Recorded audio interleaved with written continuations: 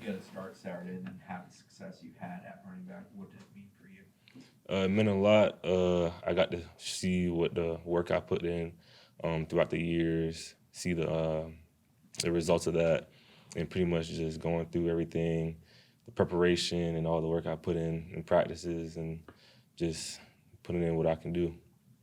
We'll go second row for Liam. Just talked to Mike, and he said that you're one of his favorite people, and he loves the way you approach things, your patience, knowing what you need to work on, what you don't.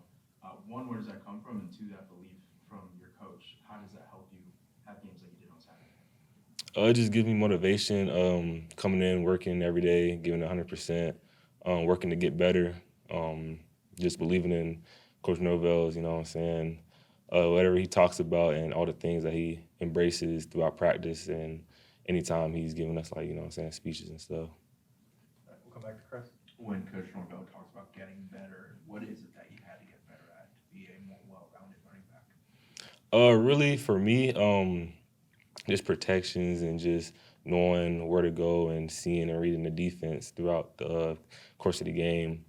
The patience, reading the line, and just things like that, the little things. All right, we'll go to Aslan in the back right. They say it takes a village, to raise a man. For you, who have been the people in your life? What have been the moments in your life you think that have given you the sort of clear outlook that you have when it comes to being a good teammate in football? I say people in my life probably be my mom. I've seen her work hard and just providing for me and my siblings. So she was just a really big motivation for me and just building my, you know what I'm saying, being the man I am today, pretty much. So to be her. All right, we'll come back over here to the left for Peter. Sam, being that you're originally from Charleston, South Carolina, how much you look forward to going to home state? I look forward to it. I haven't been back there in quite a long time, so it's gonna be a good revisit. You feel me? So I'm excited for that. Do you have relatives over there? Actually, yeah, my whole a lot of my family stays in South Carolina, so yeah, I actually have a lot of family there. Yeah. All right, we'll stay there for Liam. When you look at what you've done in your career here, obviously last year some big kick return moments, and then this year even early on in the season you had some explosive runs. Those explosive plays, I mean, how big are they to your game? How it's easy to look at them and be like, man, those are great, but how do you manufacture those? Is it just get to the hole quick? Is it what you're seeing? How do those come to be? I just focus on just being patient because I feel like sometimes if you rush as a running back, you're just gonna miss. You know what I'm saying? You might miss a hole or a block.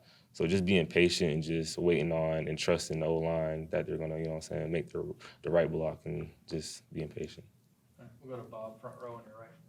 You mentioned being patient on the field, but off it. How hard is it to be patient when there's so many good running backs in the room and you have to wait for these opportunities? Like, were there moments where you just say, I'm not maybe going to get that opportunity, or do you stay the course? Of course, you gotta stay the course. That's just part of the process. For me, it was just trusting in the work and just coming every day with a high head and believing that my coach is gonna, you know what I'm saying, give me an opportunity. And of course, I got the opportunity last Saturday, so I took advantage of that. Aslan. Is there anything about the way you guys played on Saturday and the sort of the energy you guys use you think will serve you well going on the road, hostile crowd, maybe people not giving you as much of a chance once again? You guys are kind of got that chip on your shoulder maybe?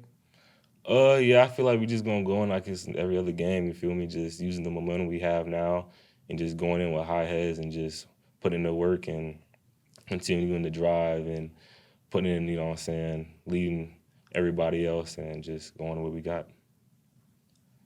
If I was at practice a month ago, and I was at practice like last week and 2 weeks ago, as a guy that doesn't know football like great, would I have been able to tell that you guys are kind of this different team now? What have you guys maybe found in practice that's resonated and clicked?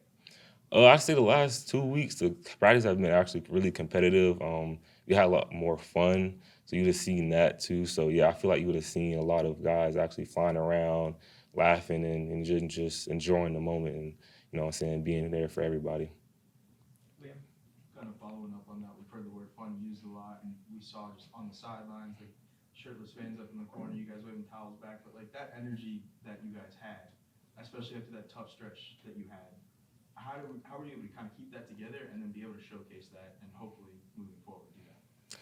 I feel it was just figuring out what we had to change and the changes that we made, you know what I'm saying, throughout practice really just fueled the energy and just giving us the chance to just get an opportunity to just do better and just come in the game and having the fans, you know what I'm saying, believe in what we did and just having fun. Peter? Sam, a couple of your teammates spoke highly of you, how you are in practice and how you are every day. Just how much of does having those guys just speaking highly of you and your work ethic and knowing that they're not surprised about the performance you had last week?